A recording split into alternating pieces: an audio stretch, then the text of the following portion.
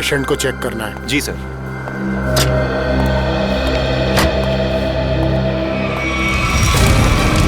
ये क्या? आग! रघु, मंगेश, जल्दी आओ, यहाँ पे आग लगी है, पेशेंट जला है, जल्दी आओ, फायर एक्सटिंग्विशर लेके आओ, जल्दी करो, जल्दी लेके आओ, जल्दी जल्दी जल्दी करो, जल्दी।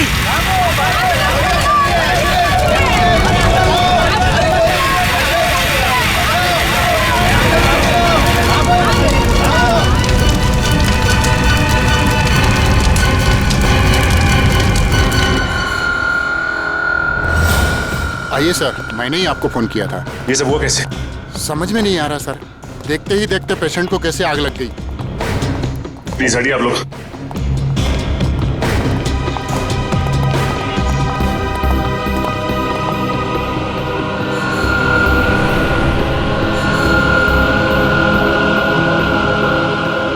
साहब, जिस वक्त ये आग लगी उस वक्त कोई और भी था कमरे में?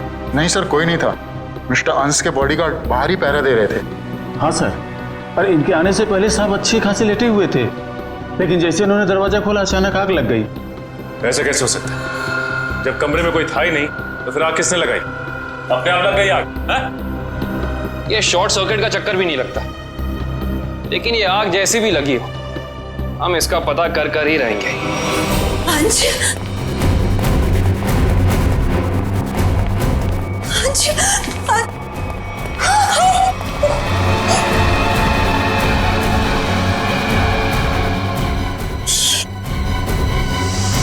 सर, मिस्टर अंश की वाइफ और बेटा। अंश को आग कैसे लगी, कैसे हो गया ये सब? पापा उठिए, पापा क्या हो गया आपको? पापा संभालिए अपने आप को। देखिए, थोड़े वक्त के लिए आप लोग बाहर कॉरिडोर में इंतजार कीजिए। पंकज प्लीज चलिए। पापा आइए। डॉक्टर साहब, अंश जी यहाँ कौन सी बीमारी का इलाज कराने के लिए एडमिट हुए थे? कल रात इन्हें फूड पॉइजनिंग की वजह से लाया गया था। इनके घर पार्टी थी, शायद कुछ उल्टा सीधा खा लिया होगा। अच्छा ये बताओ कि डॉक्टर साहब के इस कमरे में आने से पहले कोई और भी आया था इस कमरे में? हाँ सर, 2 लोग आए हुए थे। एक कमरे की साफ सफाई करने वाला और दूसरा बिस्तर की चादर बदलने वाली।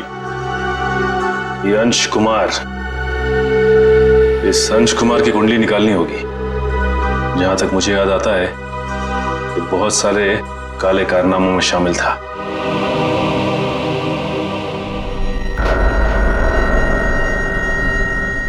पंकज, रिधिमा और अंकित को घर भेज दिया? हाँ सर, बहुत रो रहे थे बेचारे।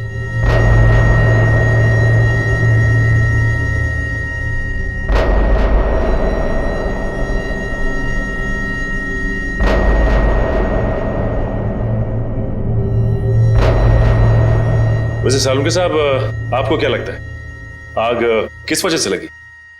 मेरी बात छोड़ो सचिन, तुम बताओ, तुम लोगों को क्या लगता है भाई? सालुंके साहब, अगर हमें पता होता तो हम आपको क्यों बुलाते? देखा तारिका, इन लोगों ने तो हाथ खड़े कर दिए। अरे प्रद्युमन तो कहता था तुम लोग सुपर कॉप हो यार।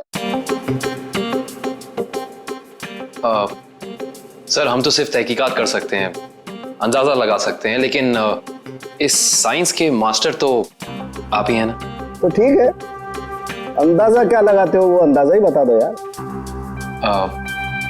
सर, हमें ऐसा लगता है कि ये चिंगारी लगाने वाला कोई इंसान नहीं, बल्कि कोई वस्तु, कोई चीज है। हो सकता है, देखते हैं।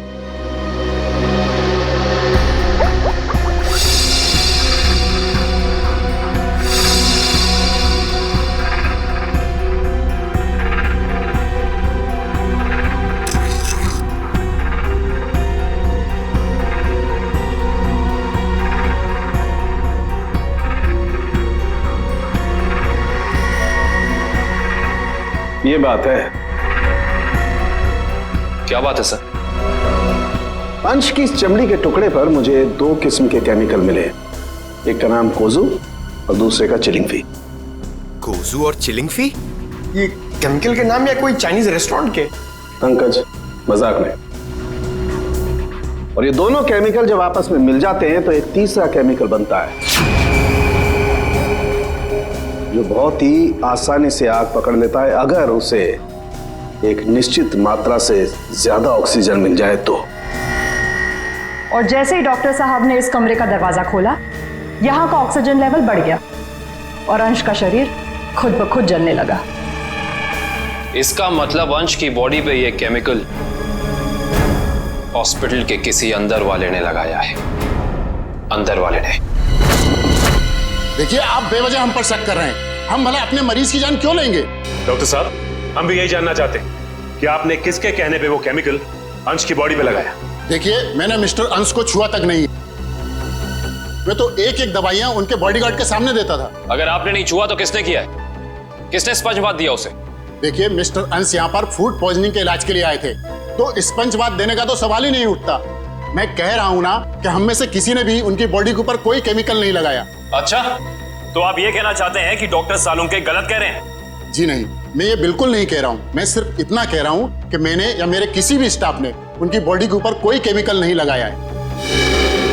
2 लोग आए हुए थे, एक कमरे की साफ सफाई करने वाला और दूसरा बिस्तर की चादर बदलने वाली। माय गॉड, कहीं वो केमिकल उस चादर पे तो नहीं लगा हुआ था जो अंश के कमरे में बिछी हुई थी? डॉक्टर साहब, ये सारी बेडशीट कहाँ रखी जाती? देखिए सर, यहाँ पर सारे रूम नंबर्स लिखे हुए हैं और उस कमरे के रूम के अनुसार वहाँ की बेडशीट और बाकी का सामान रखा हुआ है। सर, ये अंश के रूम का लॉकर है।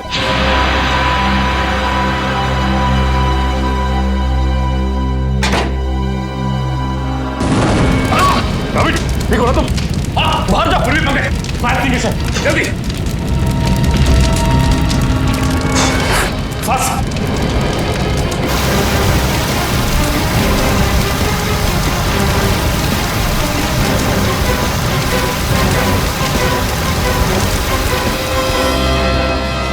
अभी लगता है थोड़ा केमिकल रह गया था इसमें। सही कह रहे हो सचिन, अब तो इस लॉकर को बाहर निकालना ही पड़ेगा। आप लोग प्लीज थोड़ा पीछे रहिए।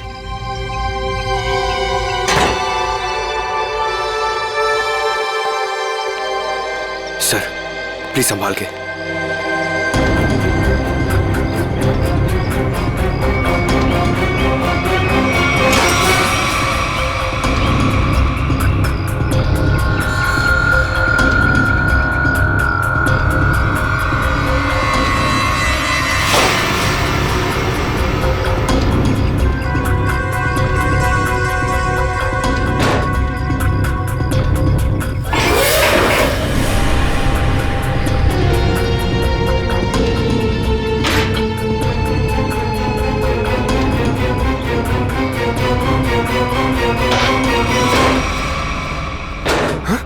सर, ये क्या? आपकी बार तो आग ही नहीं लगी। क्या बोल रहे? आग सिर्फ इसमें लगी। ये देखो, सिर्फ ये बैग जला है, बाकी सारी की सारी चीजें बिल्कुल वैसी हैं। ये देखो। सर, इसका मतलब केमिकल इस बैग में होगा और बेडशीट इसी बैग में लाई होगी। हाँ पंकज, एग्जैक्टली ऐसा ही हुआ है। डॉक्टर साहब, ये वही लेडी है ना जिन्होंने अंश के कमरे में वो चादर बिछाई थी? जी सर, शीला। मैंने कुछ नहीं किया सर। मैं इन केमिकल्स के बारे में जानती तक नहीं हूँ। ज्यादा भोली मत बनो। अंश के कमरे की चादर तुमने ही बदली थी ना? बदली थी, मगर क्या? एक औरत ने मुझे 50,000 रुपए दिए थे और कहा था अंश साहब के कमरे में ये चादर बदल देना। उसने आपको पैसे दिए और आपने पैसे ले लिए? हाँ? एक बार भी नहीं सोचा कि इसके पीछे उसका मकसद क्या है? मुझे क्या पता था साहब, कोई ऐसे तरीके निकालेगा किसी का खून करने के लिए। उसका चेहरा पहचानती हो? स्केच बनवा सकती हो उसका? नहीं, उसने अपना चेहरा दुपट्टे से ढक रखा था। चेहरा ढका था, लेकिन कुछ तो याद होगा, कुछ तो देखा होगा। हाँ, उसके दाहिने हाथ पर एक काला सा निशान था, यहाँ पर।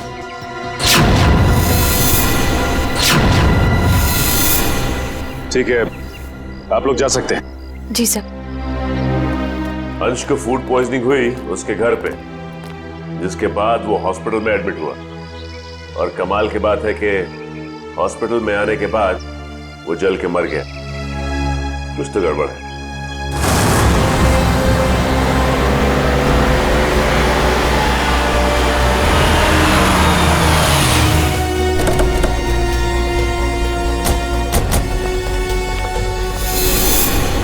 सर, इस घर पे तो जगह जगह सीसीटीवी कैमरास लगे हैं। और इतने सारे बॉडीगार्ड्स। लगता है अंश जानते थे कि उनकी जान को खतरा है। राइट श्रेया, कोई ना कोई बात तो जरूर थी, वरना इतनी ज्यादा सिक्योरिटी कोई मामूली इंसान नहीं रखता। किससे मिलना है आपको? सीआईडी? अब अंदर जा सकते हैं? Thank you. सर, ये घर तो बड़ा आलीशान है। अंश बहुत पैसे वाला रहा होगा। जितना बड़ा आदमी उसके उतने ज्यादा दुश्मन। नमस्कार। नमस्ते। आपसे कुछ सवाल पूछने थे। जी पूछिए। जिस रात अंश जी की तबीयत खराब हुई, उस रात उनका खाना किसने बनाया था? साहब, खाना तो मैंने बनाया था, लेकिन मैंने कुछ नहीं किया। तो फिर सिर्फ अंश की तबीयत क्यों खराब हुई और किसी की क्यों नहीं? मुझे मालूम नहीं। अब मालूम नहीं कहने से तो काम नहीं चलेगा ना। कोई तो था जो चाहता था कि अंश हॉस्पिटल पहुंचे, ताकि वहां वो खूनी बड़ी आसानी से उस जुर्म को अंजाम दे सके। एनीवेज, हमें उस पार्टी की गेस्ट लिस्ट चाहिए थी। जी। गोपी पिछले 5 साल से उनका खाना बना रहा है, ये ऐसा कुछ नहीं कर सकता। तो और कौन कर सकता है? क्या आपको किसी पर शक है? शायद गगन। गगन? अच्छा, ये गगन कौन है? पापा का बिजनेस मैनेजर था। अभी कुछ दिन पहले उसे नौकरी से निकाल दिया था। पार्टी में गगन भी आया था? हाँ, मगर बिन बुलाए। हाँ साहब, गगन हो सकता है। उस दिन पार्टी में मैंने उसको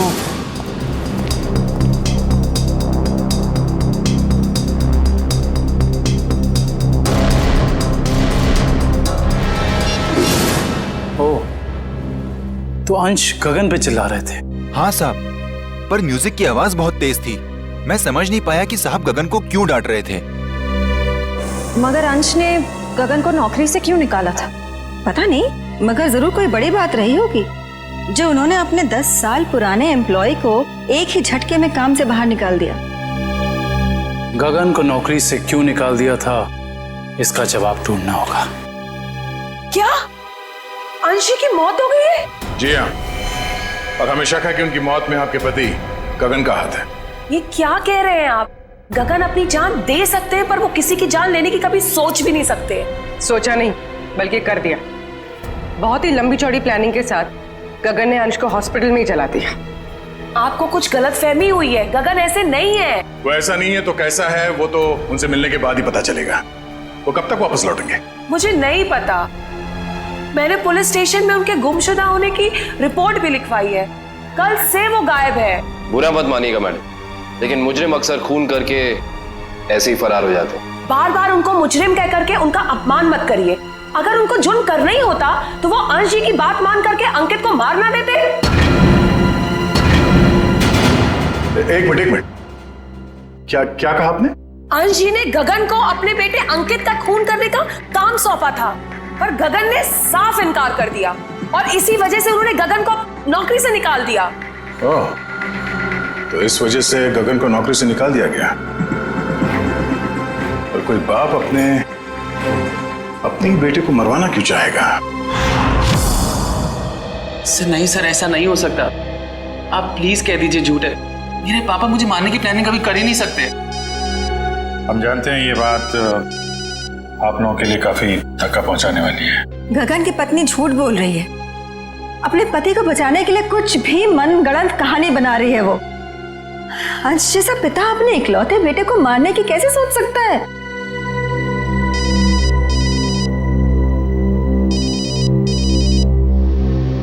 किसका फोन है अंकित? चाहो तो बात कर लो। नहीं सर, इंपॉर्टेंट फोन नहीं है। एक्चुअली मेरा एक फ्रेंड मुझे मिलने के लिए परेशान कर रहा है और फिलहाल मैं किसी से मिलना नहीं चाहता। सर, अगर आपके सवाल पूरे हो गए हो तो क्या हम जा सकते हैं? अब हमें अंश की शोक सभा की तैयारी करनी है। ठीक है, आप जा सकते हैं। इशिता? Yes sir.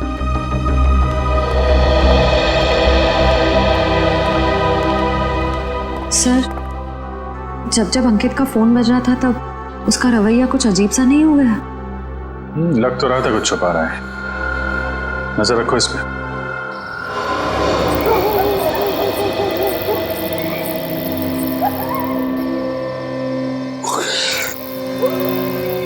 सर, हम लोग क्या रात भर यहीं खड़े रह के पहरा देंगे? रात बहुत काम की चीज होती है पंकज। जो काम दिन के खुले उजाले में नहीं किए जा सकते ना, वो रात के साए में हो जाते हैं। सर, अंकित आ रहा है। आ नहीं रहा श्रेया, हमें ले जा रहा है अगले सुराग तक।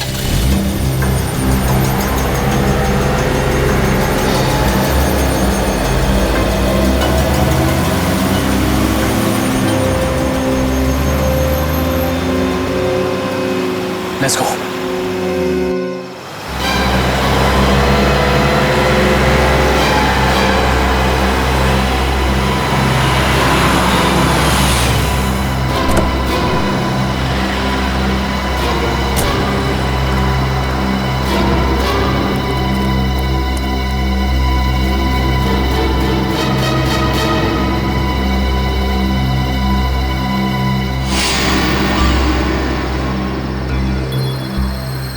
सर, ये इतनी रात को यहाँ ढाबे पे खाना खाने को आए हैं?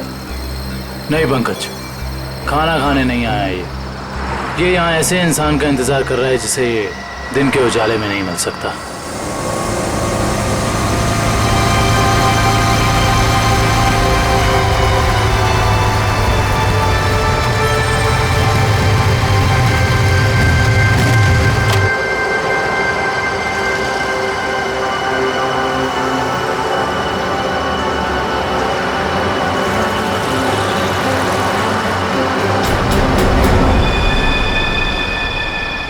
सर, मैंने तो सोचा ये लड़का होगा, ये तो लड़की निकली।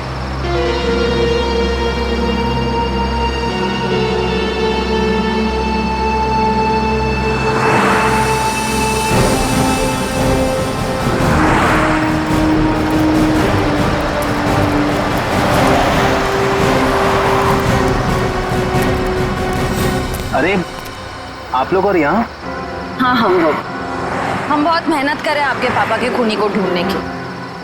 वैसे ये कौन है? ये स्वाति, मेरी बेस्ट फ्रेंड है। हाँ, वो तो हमने देख ही लिया है। देखिए आप लोग प्लीज मेरी मम्मा से मत कहिएगा कि मैं इससे यहाँ मिला हूँ। क्यों? वो आंटी मुझे इतना पसंद नहीं करती। क्यों पसंद नहीं करती? मालूम नहीं, पर नहीं करती। और उनके गुस्से से मुझे बहुत डर लगता है। ठीक है, नहीं बताएंगे। सब बचपन से ही मुझे प्रिंसिपल ऑफिस के बाहर खड़े होने में बड़ा डर लगता था। कभी सोचा नहीं था कि सीआईडी का काम मुझे एक बार फिर यहीं ले आएगा। काफी शरारती बच्चे थे तुम, इसलिए प्रिंसिपल के कैबिन के बाहर खड़े कर दिए जाते थे। हाँ? बस यूं ही कभी कभी टीचर पनिश कर देते थे। आइए, आपको प्रिंसिपल साहब ने अंदर बुलाया। हेलो। हेलो, सॉरी आप लोगों को इंतजार करना पड़ा। That's okay. हम यहाँ अंकित कुमार नाम के एक स्टूडेंट के बारे में कुछ जानकारी हासिल करने आए हैं। अंकित कुमार? तो वो तो बहुत ही ब्राइट स्टूडेंट है इस कॉलेज का। पढ़ाई लिखाई, खेल कूद, डिबेट, ड्रामा, हर चीज में वो नंबर 1 रहता है। अच्छा, कितना होनहार है वो। हाँ, बल्कि इस बार कॉलेज का स्टूडेंट ऑफ ईयर अवार्ड भी तो उसे ही मिला है। ये देखिए, ये रही उसकी फोटो। इसमें अंकित कुमार कहाँ है? यही तो है। ये नहीं, आपको कोई गलतफहमी हो रही है। हम लोग अंश कुमार के बेटे अंकित कुमार के बारे में बात कर रहे हैं। हाँ हाँ, यही तो है, अंश कुमार और रिद्धिमा का बेटा। सर, अगर ये असली अंकित है तो फिर वो कौन है? जो कोई भी है, उसके इरादे ठीक नहीं है।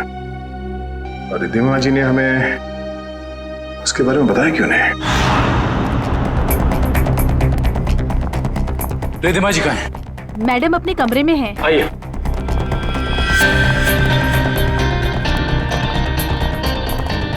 मैडम सीआईडी वाले आए हुए हैं। मैडम। रिद्धिमा जी।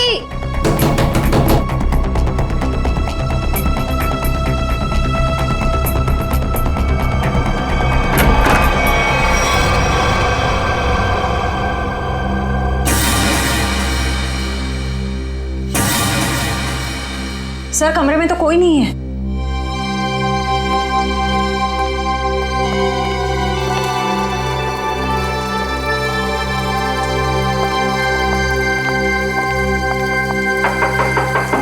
रिद्धिमा जी।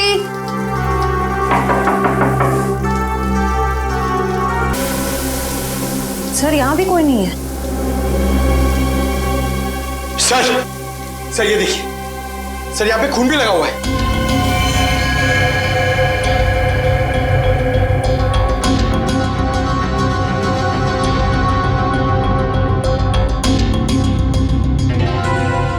शायद रिद्धिमा जी का किडनैप हो गया है।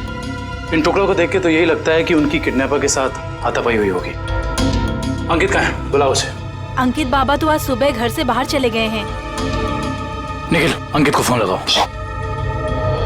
इस कमरे में इतना कुछ हो गया और किसी को भनक तक नहीं लगी। फायदा क्या घर में इतनी सिक्योरिटी का? अच्छा ये बताओ कि खिड़की के पीछे की तरफ भी कैमरा लगा है ना? जी सर। मुझे उसकी फुटेज देखनी है।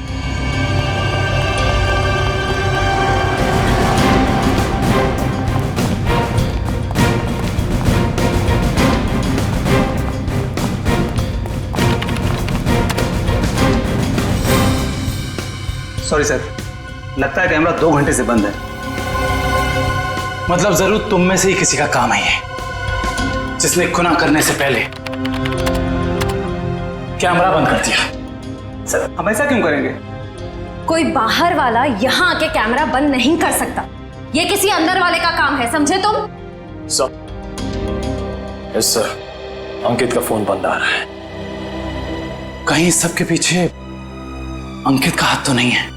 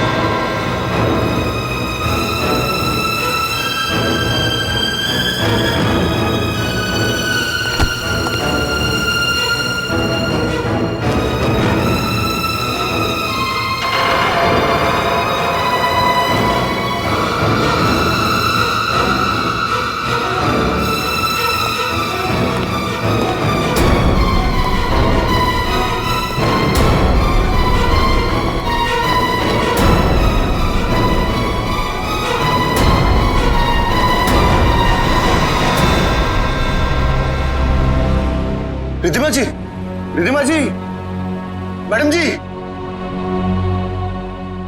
रिद्धिमा जी, उठिए मैडम जी, रिद्धिमा जी। गगन तुम मुझे यहाँ कहाँ लेकर आए हो? मेरे पति को मार दिया, आप मुझे भी मारोगे? नहीं नहीं, ये आप क्या कह रही हैं? मैंने तो अंश साहब का नमक खाया है, उनके लिए जान दे सकता हूँ। मैं मारने का तो मैं सोच भी नहीं सकता। तो फिर कौन लेकर आया मुझे यहाँ पर? क्यों आए हम? शायद उसी ने जिसने हम दोनों को किडनैप किया है। तुम भी? जी हाँ, मैं भी आप ही की तरह इस चारदीवारी में कैद हूं। हे भगवान, उसका अगला निशाना कहीं मेरा राज तो नहीं? तो तुम हो राज, अंश और रिद्धिमा जी के असली बेटे। जी सर, मुझे तब तक यकीन नहीं कि पापा इस दुनिया में नहीं रहे। रब्बी ने तो मुझे इस बारे में कुछ बताया तक नहीं। लेकिन रिद्धिमा जी ने ये बात छुपाई क्यों तुमसे? उसी वजह से जिस कारण से उन्होंने मुझे दुनिया से छुपा कर रखा और अंकित को अपना बेटा बना लिया। लेकिन ऐसी भी क्या वजह थी जिसने एक माँ बाप को अपने बेटे से दूर कर दिया? सर आप तो सीआईडी वाले, आपसे तो कुछ बात छिप नहीं सकती। अपने खानदानी बिजनेस को आगे बढ़ाने के लिए मेरे पापा ने कुछ गैर कानूनी काम किए हैं। जी हाँ, जैसे रिश्वत देना, करप्शन को बढ़ावा देना, गैर कानूनी बिल्डिंग्स बनवाना और कभी कभी गैंगस्टर्स की मदद करना। सर मुझे ये कहते हुए बहुत शर्मिंदगी है कि मेरे पापा इस देश के अच्छे नागरिक नहीं बन सके और वो बहुत ही अच्छे पिता थे। इन गैंगस्टर से बचाने के लिए उन्होंने मुझे दुनिया से छुपा कर रखा। तो तुम्हारी सुरक्षा के लिए उन्होंने तुम्हें खुद से दूर कर दिया और गोद ले लिया अंकित को, ताकि कभी कोई तुम्हारे परिवार को नुकसान पहुंचाता तो निशाने पे अंकित होता, तुम नहीं। एग्जैक्टली। और जब ये बात अंकित को पता चली, उसका रवैया कुछ उखड़ सा गया। उसने मम्मी पापा की इज्जत करना बंद कर दिया। पिछले कुछ दिनों से तो वो पापा को ब्लैकमेल कर रहा था कि अगर उसे प्रॉपर्टी का आधा हिस्सा नहीं मिला तो वो ये राज पूरी दुनिया को बता देगा। सर हो सकता है शायद इसी वजह से अंश ने अंकित को मारने के लिए गगन से कहा। हाँ सर, हो सकता है कि गगन की वाइफ सच कह रही है। हो सकता है, और ये भी हो सकता है कि रिधिमा जी की किडनैपिंग में उनके गोद लिए हुए बेटे अंकित का ही हाथ हो। सर प्लीज मेरी मम्मी को बचा लीजिए। मैं पहले ही अपने पापा को खो चुका हूं, मम्मी को नहीं खोना चाहता। घबराओ मत, कुछ नहीं होने देंगे मेरी रिधिमा जी को।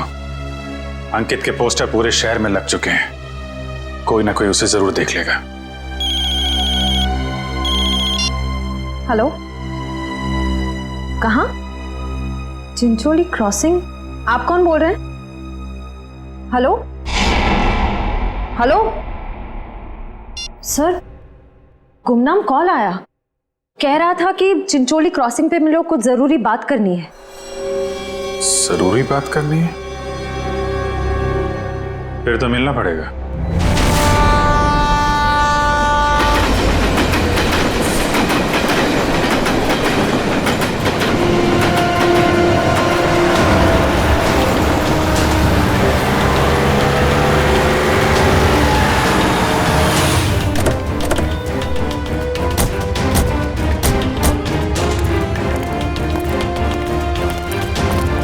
बताओ क्या बताना चाहते थे? सर मैंने आपको फोन इसलिए किया था क्योंकि जिस आदमी का आपने पोस्टर लगाया है उसे मैंने कहीं देखा है सर। तुमने पक्का ध्यान से देखा ना? वो अंकित ही है। हाँ सर, वो अंकित ही था। कहाँ देखा है उसे? सर अगर मैं आप लोगों को बताऊंगा तो कहीं मैं मुसीबत में न पड़ जाऊं सर। देखो तुम्हें कुछ नहीं होगा, तुम बताओ तुमने कहाँ देखा था अंकित को? सर मैंने उसे हसनपुरा की चौल में देखा था सर। हसनपुरा चौल?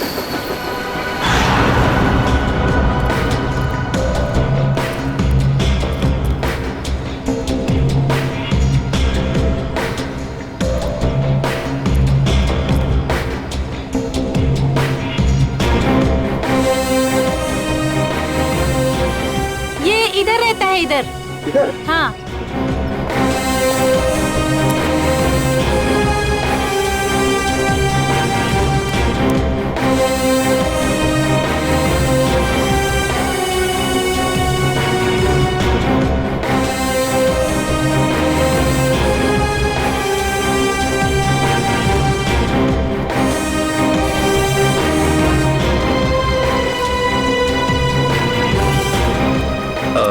आपने इसे कहीं देखा है? हाँ, उस तरफ रहता है। Thank you. सर पता चल गया, अंकित उस घर में आता जाता था। Sir sir sir sir sir बहुत मुश्किल हुई सर, लेकिन मैंने पता कर लिया है, अंकित इसी घर में आता जाता था, ये घर में। पंकज, हम सबको पता है। अब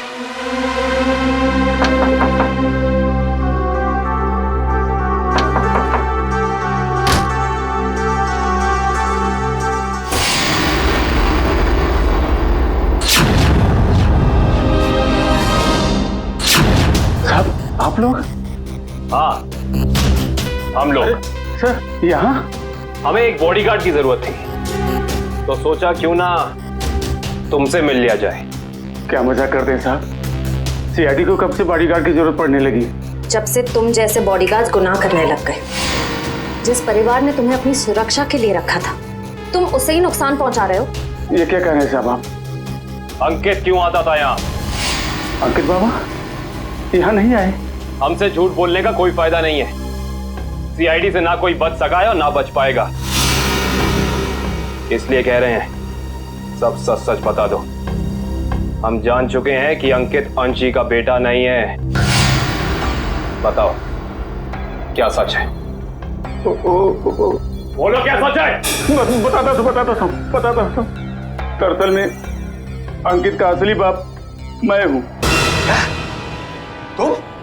हाँ, अंश साहब मेरे बेटे को गोद लेना चाहते थे और मैं भी अपने बेटे के सुनहरे भविष्य के लिए उन्हें मना नहीं कर सका। मगर तुम्हारे अंकित ने जिस थाली में खाया उसी में छेद किया। पहले अंश को मार डाला, फिर रिद्धिमा को किडनैप कर लिया। नहीं साहब, मेरा बेटा ऐसा नहीं कर सकता। मैं उसे अच्छी तरह जानता हूँ। अगर ऐसा है तो हम अंकित को कुछ नहीं होने देंगे, लेकिन अब हमें साफ साफ बताओ ये अंकित हमें मिलेगा कहाँ? अंकित अपने दोस्त स्वाति के साथ है, ग्रीन सी लॉज में। ग्रीन सी लॉज?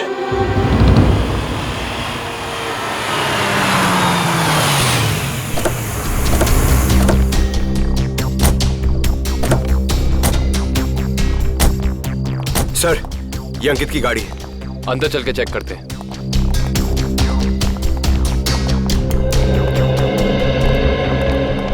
सीआईडी, उस सफेद गाड़ी में जो आए हैं वो कौन से कमरे में ठहरे हुए? Room number 113। Thank you. आओ।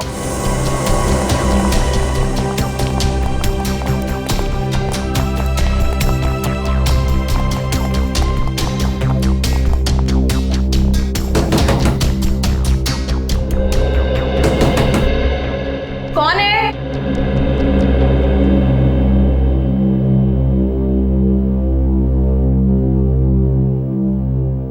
मैडम, हम रूम सर्विस से हैं। जरा खोलिए ना, चॉकलेट केक लाए हैं आपके लिए। मगर हमने तो केक नहीं मंगवाया। मैडम वो क्या है ना, हमारे होटल का 5वीं सालगिरह है, इसीलिए हम सबको चॉकलेट केक खिला रहे हैं। आप भी खाइए ना प्लीज। सीआईडी,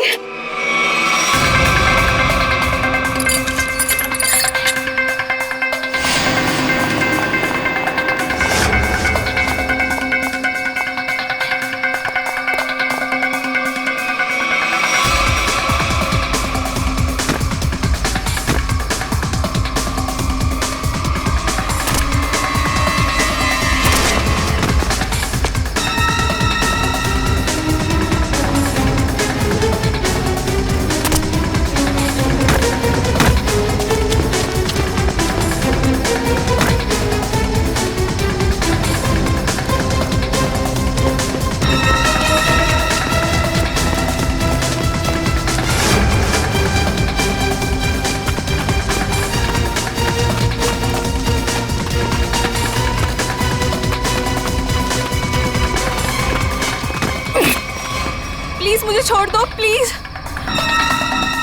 तुम वही हॉस्पिटल वाली लड़की हो? प्लीज मुझे जाने दो, मैंने कुछ नहीं किया। सीआईडी की आदत नहीं है मुजरिमों को जाने देने की। हाँ, मैंने ही पैसे दिए थे उस लड़की को ताकि वो केमिकल वाली बेडशीट अंश के बेड पे बिछा सके। किसके कहने पे किया था तुमने ये? अंकित के। कहाँ मिलेगा ये अंकित? पता नहीं। अच्छा, तो ये तो पता होगा ना कि रिद्धिमा को कहाँ छिपा के रखा है? नहीं पता। ये पता नहीं, वो पता नहीं, तुम्हें पता क्या है स्वाति? गगन कहाँ है ये पता है मुझे। I see.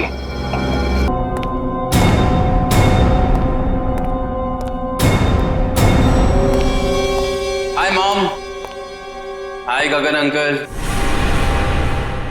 आई होप सब ठीक तो है ना? आई मीन मेरी खातिरदारी में कोई प्रॉब्लम तो नहीं है ना?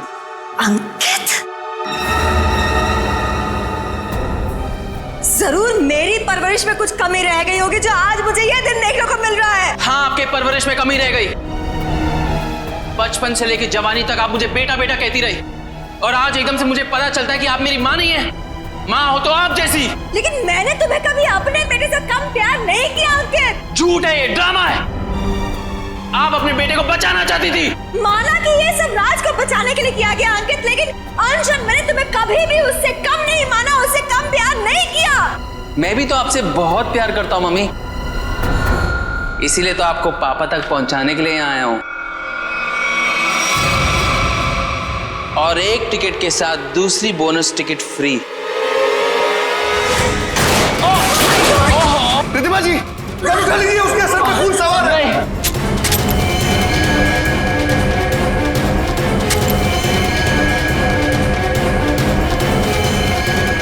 गगन, ये पकड़ो, पकड़ो।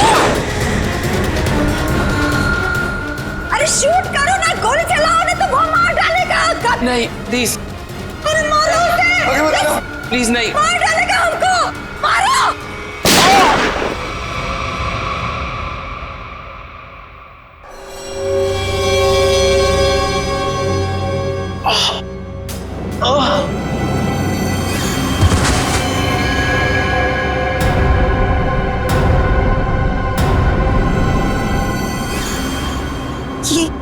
ये क्या क्या क्या तुमने उसे मार डाला?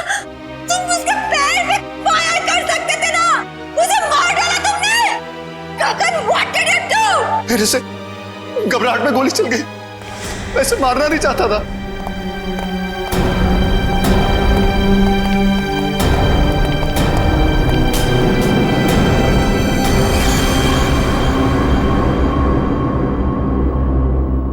ये तो मर गया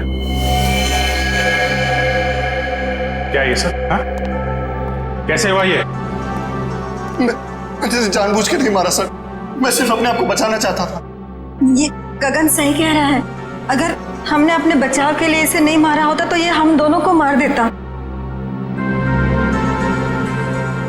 हम समझ सकते हैं। श्रेया, इनके स्टेटमेंट रिकॉर्ड कर लो। आप लोग जाइए प्लीज इनके साथ में। चलिए।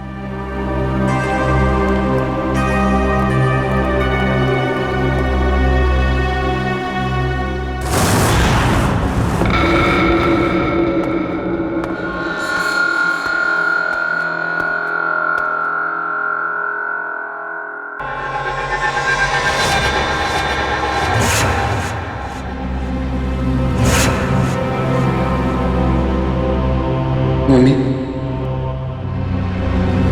मम्मी, मम्मी,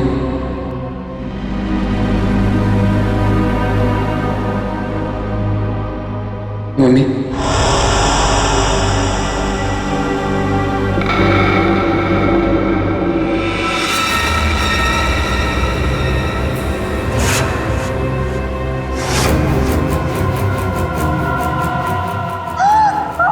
आपने मेरे साथ ऐसा क्यों किया? हमने मेरे साथ ऐसा क्यों किया मम्मी? क्यों मुझे धोखा दिया? क्यों मुझे धोखा दिया? क्यों मुझे मार दिया? क्यों मुझे मार दिया? बोलिए मम्मी, जवाब दीजिए। बोलिए मम्मी, जवाब दीजिए। क्यों किया आपने ऐसा मेरे साथ? क्यों किया आपने ऐसा मेरे साथ? क्यों हमने बेटे को मार दी? क्यों हमने बेटे को मार दी? जवाब दीजिए मम्मी, जवाब दीजिए मम्मी। बोलिए आपने ऐसा क्यों किया? बोलिए आपने ऐसा क्यों किया? क्यों मुझे मारा? क्यों मुझे मारा? क्यों मुझे मारा? क्यों क्यों?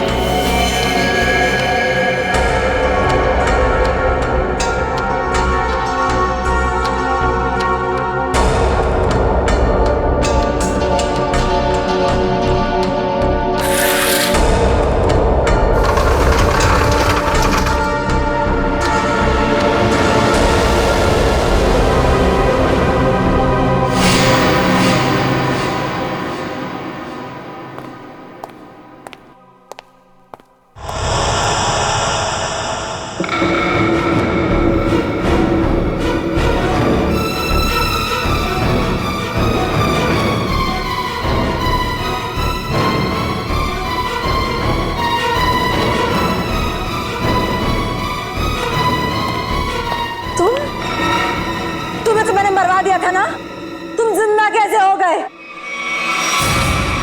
मरे हुए लोग कभी जिंदा नहीं होते रिधिमा जी। ये सब तो सीआईडी का प्लान होता है, गुनहगार से उसका जुर्म कबूल कराने का। अंकित तो कभी मरा ही नहीं था। इतना बड़ा धोखा मेरे साथ। मैं धोखा तो तुमने दिया। मैंने जो कुछ भी किया अपने बेटे के लिए किया है। राज, तुम्हारे पापा तुम्हें अपने गैर कानूनी बिजनेस में शामिल करना चाहते थे, लेकिन मैंने तुम्हें हमेशा गुनाहों के इस साए से दूर रखना चाहा। माँ, मैंने कभी सपने में भी नहीं सोचा था तुम भी पापा की तरह इस तरह गुनाहों के दलदल में धंसी हुई हो। और इसीलिए इन्होंने पापा को मारने के लिए मेरी मदद ली थी और प्रॉपर्टी में 25% शेयर देने का वादा भी किया था। इस प्लान में तुम दोनों मिले हुए हो, इसके बारे में तुम्हारी दोस्त स्वाति ने हमें पहले ही बता दिया था। उस पार्टी के दिन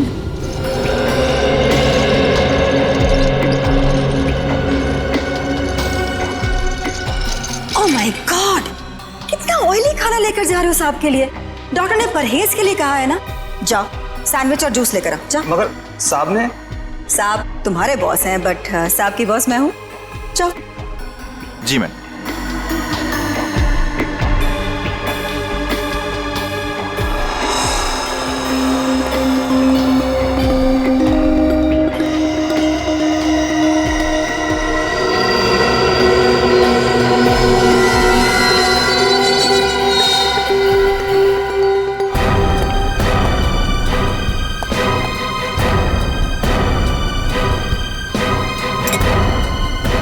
गुड, तुम जाओ, मैं साहब को खाना खिला दूंगी। जी मैं कभी सोच भी नहीं सकता था कि आप ऐसा करेंगे। खुद गुनाह किया और मुझे फंसा दिया। तो और क्या करती? तुम्हें पता चल गया था कि अंकित अंश को मारना चाहता है, इसीलिए मैंने आखिरी वक्त पर सारी बाजी पलट दी।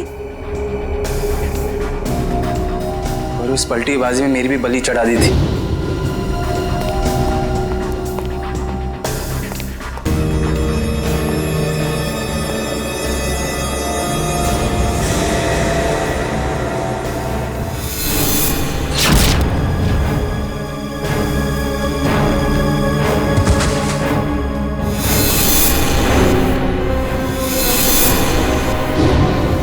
मुझे पता चला कि गगन को तो पूरी सच्चाई पता ही नहीं है। उसे तो यही नहीं पता कि अंश की मौत में मेरा हाथ है, इसलिए मैंने सारा इल्जाम अंकित पर डाल दिया। राज, मैंने ये सब तुम्हारे लिए किया बेटा। गुनाहों पे ममता की चादर ओढ़ देने से तुम्हारे पाप धुल नहीं जाएंगे मैडम। आप दोनों का फैसला अदालत करेगी, या तो फांसी होगी या फिर जिंदगी भर जेल।